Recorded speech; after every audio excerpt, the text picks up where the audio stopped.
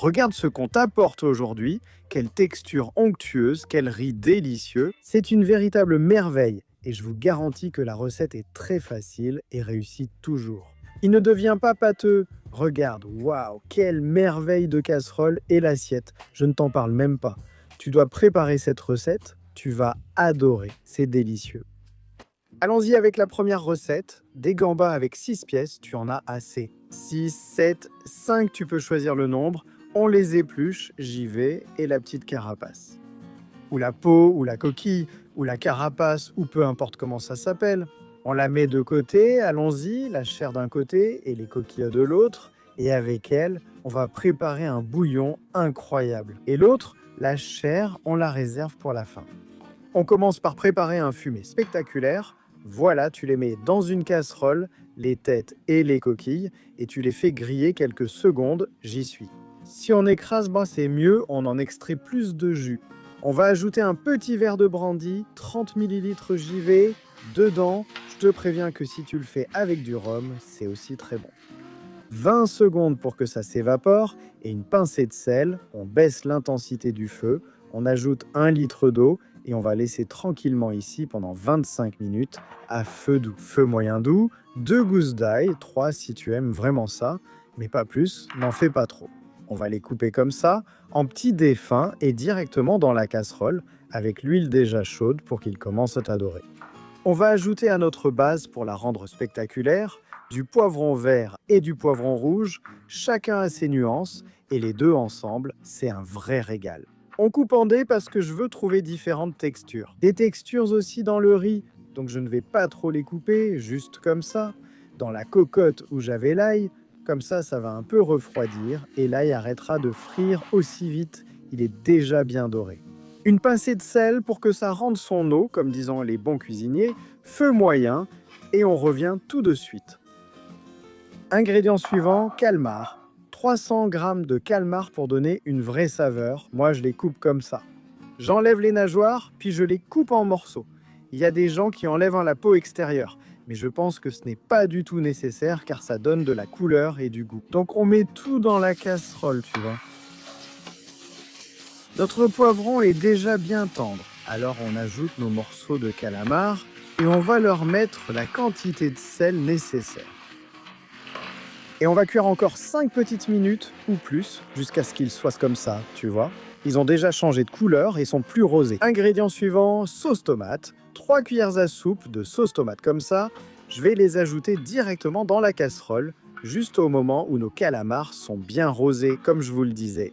On mélange et ça va donner beaucoup de goût et aussi de la couleur. Ingrédient suivant, vin blanc. On l'ajoute et on laisse cuire 20 secondes à feu vif pour qu'il s'évapore. Puis 20 minutes à feu moyen avec le couvercle. Après ce temps, regarde comme ça a déjà l'air délicieux. On ajoute une cuillère à café de paprika pour donner un peu de piquant. On mélange pendant 20 secondes et on passe au riz. 200 g de riz, une tasse. Richeront, on ajoute le riz. Vous le savez déjà, la proportion, c'est une mesure de riz. Verse 3 doses de bouillon dans ce riz. On remue pendant 20 secondes et cette étape est prête. Eh bien, on n'avait pas oublié le fumet, le voici. Et ce qu'on va faire, c'est le filtrer pour éviter tout petit morceau de crevette, de coquille, qu'on ne veut pas, toute impureté, et on va déjà préparer le premier petit verre, tu vois. Voilà, avec ça, je vais faire des mesures parfaites.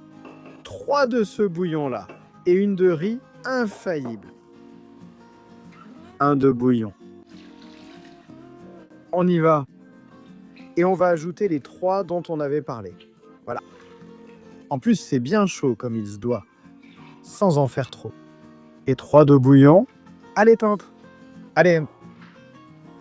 Nous ajoutons la quantité de sel souhaitée selon votre goût.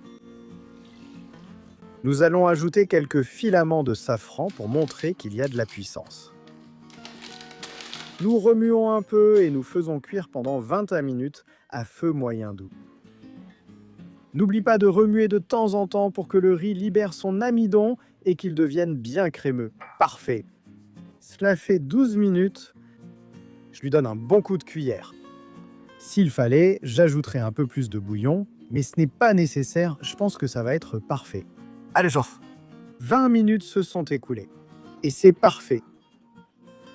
Maintenant, on éteint le feu et on continue tout de suite.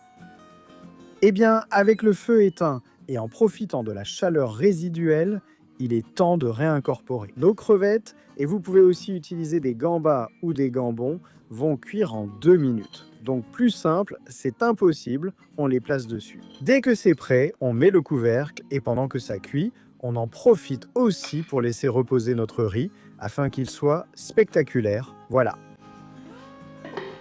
Ça a l'air délicieux. C'est prêt. Regarde comme ça a l'air merveilleux. Et maintenant, il ne reste plus qu'à l'apporter à table et à en profiter. Regarde.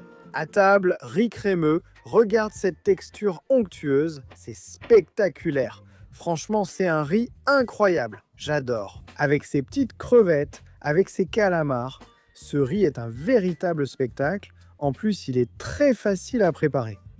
Donc, il n'y a que des avantages. Riz crémeux. Riz-ras, qui dit mieux? Un vrai spectacle.